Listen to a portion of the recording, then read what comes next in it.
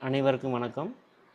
இன்னைக்கு அறிந்ததில் இருந்து விடுதலை பகுதி 5 அதிலிருந்து ஒரு தத்துவத்தை பார்க்க போகிறோம். ஜிட்டு கிருஷ்ணமூர்த்தி சொன்னது, சமூகத்தில் யாராலும் கண்டுகொள்ளப்படாத ஒன்றும் இல்லாதவனாக இருப்பதற்கு நாம் பயப்படுகிறோம். என்ன சொல்கிறார் ஜிட்டு கிருஷ்ணமூர்த்தின்னா, பிகமிங் அப்படிங்கிறார். அதாவது நாம் இன்னொருவராக மாற முயற்சி செய்தல். இதை பற்றி தான் இந்த வாக்கியத்தில் ஜிட்டு கிருஷ்ணமூர்த்தி பேசுகிறார். நாம் இருக்க பயப்படுகிறோம். நாம் இன்னொருவராக மாறுவதற்கு எப்போதும் முயற்சி செய்து கொண்டே இருக்கிறோம் அப்படிங்கிறார். இந்த முயற்சி செய்கிறோம் பார்த்தீங்களா, நாம் இன்னொருவராக மாறுவதற்கு இந்த முயற்சி செய்கிறது அப்படிங்கிறது ஒரு பெரிய பெயின்ஃபுல்லான ப்ராசஸ் அப்படிங்கிறாரு. நாம் யாராக மாற முயற்சி செய்கிறோம் நண்பர்களே? இப்போது +2 படிக்கிற ஒரு மாணவனோ மாணவியோ பார்த்திங்கன்னா, கலெக்டராக ஆசைப்படலாம், அது தப்பு இல்லை. ஒரு ஆஸ்ட்ரோனட் ஆக ஆசைப்படலாம், அது தப்பு இல்லை. ஏன்னா இது பிழைப்புக்காக செய்ய வேண்டிய ஒரு முயற்சி, ஒரு டார்கெட். இதை செய்கிறதுக்கு ஜிட்டு கிருஷ்ணமூர்த்தி எந்த விதமான ஆட்சேபனைகளும் சொல்லலை. ஆனால் பெரியவர்களாகிய நாம் சமுதாயத்தில் ஏற்கனவே ஏதோ துறையில் வெற்றி பெற்ற ஒரு மனிதரை போல ஆகுவதற்கு, மாறுவதற்கு முயற்சி செய்கிறோம் இல்லையா? இதைத்தான் இந்த வாக்கியத்தில் கிருஷ்ணமூர்த்தி குறிப்பிட்டிருக்கிறார். அதாவது சமூகத்தில் யாராலும் கண்டுகொள்ளப்படாத ஒன்றும் இல்லாதவனாக இருப்பதற்கு நாம் பயப்படுகிறோம் அப்படிங்கிறார். ஏதோ ஒன்று முயற்சி செஞ்சு யாரோ ஒரு மாதிரி ஆயிட்டோம்னா நமக்கு அவரை மாதிரியே பல வெற்றிகள் கிடைக்கும், பேரு புகழ் கிடைக்கும் அப்படிங்கிற ஒரு சிந்தனை, ஒரு ஆசையில் நாம் நிறைய முயற்சிகள் மேற்கொள்கிறோம். உதாரணமாக நான் சிறு வயதில் பார்த்துருக்குறேன். நீ என்னவா ஆகணும்னு கேட்பாங்க. எனக்கு என்ன நான் பதில் சொன்னேன் ஞாபகம் இல்லை எனக்கு. ஆனால் இப்போ நான் சின்ன பிள்ளைகளை பார்க்கும்போது தோனி மாதிரி ஆகணும் அப்படின்னு பிள்ளைகள்லாம் சொல்கிறது நான் நிறைய பார்த்துருக்குறேன்.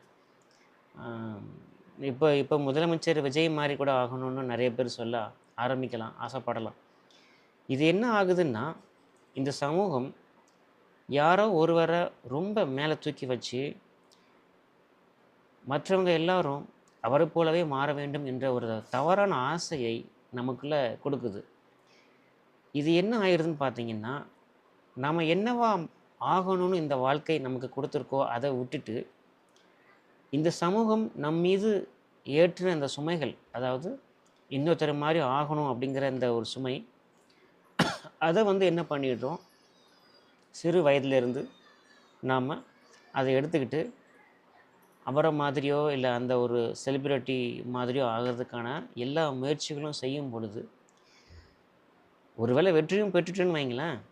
ஆனாலும் மனசு அதுக்கப்புறம் நம் உண்மையான சுயம் இருக்கு இல்லையா, நம்முடைய உண்மையான அகம், அதை நோக்கி தான் பிரயாணப்படுத்துறதுக்கு நம்மளை ப்ரெஷர் கொடுக்கும். இந்த ப்ரெஷர் தான் மனசில் ஒரு டிப்ரெஷனாக உருவாகுது. நான் யார் அப்படிங்கிற கேள்வியை நமக்கு உருவாக்குது. மிட் லைஃப் கிரைசிஸ்ன்னு நம்ம பேசுகிறோம் பார்த்தீங்களா? 40 வயசில் எல்லாம் செட்டில் ஆயிடுச்சு, வீடு வாசல் காரு பங்களா எல்லாம் பேங்க் அக்கௌண்ட் எல்லாம் செட்டில் ஆயிடுச்சு. ஆனால் 40 வயசுக்கு மேலே நான் என்ன செய்யணுங்கிற ஒரு கேள்வி வருது பார்த்தீங்களா, மிட் லைஃப் கிரைசிஸ். அப்புறம் இன்னும் கூட நிறைய பேசுகிறாங்க, இந்த purpose of life, meaning of life, வாழ்க்கையின் அர்த்தம் என்னங்கிற மாதிரி கேள்விகள்லாம் இப்போ தான் ரொம்ப வருது. இது காரணம் என்னென்னா, இப்போது 25 வருஷமாக லாஸ்ட்டு 25 வருஷமாக பார்த்தீங்கன்னா ட்ரெண்டு எப்படி இருக்குதுன்னா, எப்படியாவது கஷ்டப்பட்டு மாதம் ஒரு 50,000 சம்பளத்துக்கு வேலைக்கு போயிடணும். நீ என்ன ஆசைப்பட்டாலும் சரி, அதெல்லாம் வேண்டாம்.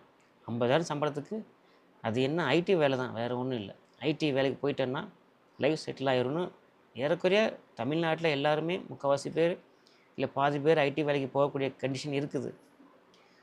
ஆனால் இவங்க ஐடி வேலைக்கு போகிறாங்க, போயிட்டு கொஞ்ச நாளில் சம்பளம் கைக்கு நிறைய வந்தாலுமே அப்போ தான் இவங்க உண்மையான சுயம், இந்த அகம் வெளியில் எட்டி பார்க்கும்.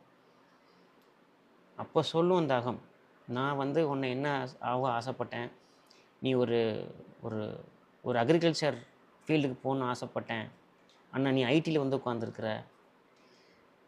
நீ ஒரு பெயிண்டர் ஆகணும், அதாவது ஆர்டிஸ்ட் ஆகணும்னு ஆசைப்பட்டேன், நீ ஐடியில் உட்காந்துருக்கிறேன்னு சொல்லிவிட்டு நமக்குள்ளே நம்ம என்னவா ஆகணுங்கிறத வாழ்க்கை நமக்கு விதிச்சிருந்ததோ அதை விட்டுட்டு ஐடி வேலைக்கு வந்து உட்காந்ததுனால இந்த ஐடியில் வேலை பார்க்குற நிறைய மக்களுக்கு வந்து பார்த்திங்கன்னா இந்த mid life crisis, purpose of life, நான் யாருங்கிற கேள்வி இது அவங்களுக்கு ஜாஸ்தியாக வரும். காரணம் அவங்க இன்னொருவராக மாற முயற்சி செய்து தான் காரணம். இந்த வெற்றிங்கிறத ஈஸியாக அவங்க வாங்கிட்டாங்க. உலக வெற்றி, நிறைய சம்பளங்கிறத ஈஸியாக வாங்கிட்டாங்க. ஆனால் அவங்களுக்குள்ள உண்மையான ஒரு சுயத்தை வந்து அவங்க இழந்துட்டாங்க. ஸோ இதுதான் காரணம். இன்னொன்று பார்த்திங்கன்னா 1980, 85, 90கள் வரைக்குமே கூட அப்போ வாழ்ந்த பெரியவங்களுக்கு இந்த கேள்விகள் கிடையாது. மிட் லைஃப் கிரைசிஸ் அப்படிங்கிறது கிடையாது. நான் யாருங்கிற கேள்வி ரொம்ப கிடையாது. 1-2 பேர் தான் கேட்பாங்க. அப்புறம் பார்த்திங்கன்னா purpose of life, meaning of life என்ன, இந்த கேள்விகள்லாம் அப்போ உள்ளவங்களுக்கு கிடையவே கிடையாது. எனக்கு தெரியும், நான் பார்த்துருக்குறேன். அப்போ உள்ளவங்க வந்து கிடைச்ச வேலையை பார்ப்பாங்க. ஆனால் மன நிறைவு, மன நிம்மதி இதெல்லாம் அவங்களுக்கு இருந்தது. டெப்ரெஷன்லாம் அவங்களுக்கு அப்போ கிடையாது. ஸ்ட்ரெஸ்ஸு, ஆங்ஸைட்டி இதெல்லாம் அவங்களாம் பட்டாங்களானே எனக்கு தெரியாது எனக்கு. ஆனால் இன்றைக்கி இந்த லாஸ்ட்டு ஒரு 20 வருஷமாக இந்த டிப்ரெஷன், ஆங்ஸைட்டி, ஸ்ட்ரெஸ் இதெல்லாம் வந்து ஒரு பிஸ்னஸ் ஆகிட்டுருக்குது. கூகுள் போட்டு பாருங்கள். அமெரிக்காவில் இந்த வார்த்தைகள்லாம் வந்து பார்த்திங்கன்னா வெல்பீயிங் இதெல்லாம் பார்த்திங்கன்னா ஒரு பில்லியன் டாலர் பிஸ்னஸாக போயிட்டுருக்கதா சொல்கிறாங்க.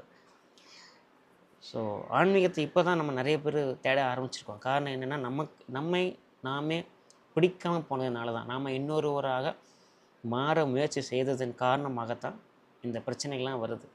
இதைத்தான் ஜிட்டு கிருஷ்ணமூர்த்தி வந்து அவர் எப்போவுமே அடிக்கடி சொல்லக்கூடிய விஷயம் என்னென்னா பிகமிங் ஆகாதீங்க அப்படிங்கிறார். நீங்கள் இன்னொருவராக மாற முயற்சி செய்யாதீர்கள் என்று சொல்கிறார். அப்படின்னா வந்து எனக்கு உடம்பு சரியில்லை, உடம்பு வீக்காக இருக்குது, நான் எக்ஸசைஸ் பண்ணி கொஞ்சம் உடம்பு நல்லா வச்சுக்கலாம்னா அதை அவர் எதிர்க்கலை. உங்கள் உடம்பு ஆரோக்கியத்தை நீங்கள் பார்த்துக்கணும். அதுக்கு நீங்கள் என்ன வேணாலும் செஞ்சுக்கலாம், அது பிரச்சனை இல்லை. அது 2வது விஷயம், அது ப்ராப்ளம் இல்லை. அடிப்படையே உடம்பு தானே. அது சரியில்லைன்னா மனசு நல்லா இருந்து என்ன செய்ய முடியும்? ஆனால் இன்னொருவராக மாற முயற்சி செய்யும்போது நம்ம அடுத்த வீட்டுக்காரன் ஒரு பிஸ்னஸ் ஆரம்பித்து சக்ஸஸ் பண்ணிட்டாருன்னா நாம் அதை சக்ஸஸ் பண்ண ஆசைப்பட்டு அதே பிஸ்னஸ் ஆரம்பிக்கிறோம். எல்லா பெண்களுமே நடிகை மாதிரி மாறணும்னு ஆசைப்படுறாங்க. குழந்தைகள் நட்சத்திரமாக என்ன சைல்டு செலிப்ரிட்டிங்களா அந்த மாதிரி ஆகணும் முயற்சி எடுக்க நம்முடைய உண்மையான சுயம் வந்து என்ன நமக்கு தெரியாமல் போயிடுது. இந்த சுயத்தை நம்ம இழக்க இன்னொருவராக ஆற முயற்சி செய்ய நம்ம சுயம் இழந்து போய் மனசுக்குள்ளே வெறுமை, டிப்ரெஷன், ஆங்ஸைட்டி இந்த மாதிரி கேள்விகள், நான் யாருங்கிற கேள்விகள்லாம் வருது. அதோட முக்கியமான விஷயம் என்னென்னா நம்ம வாழ்க்கையில் ஒரு பிடிப்பு இல்லாமல் போயிடுது. அது ரொம்ப முக்கியமான விஷயம். காரணம் நாம இருப்பதில்லை. we want to become something, someone. அதுதான் பிரச்சனை. நன்றி நண்பர்களே.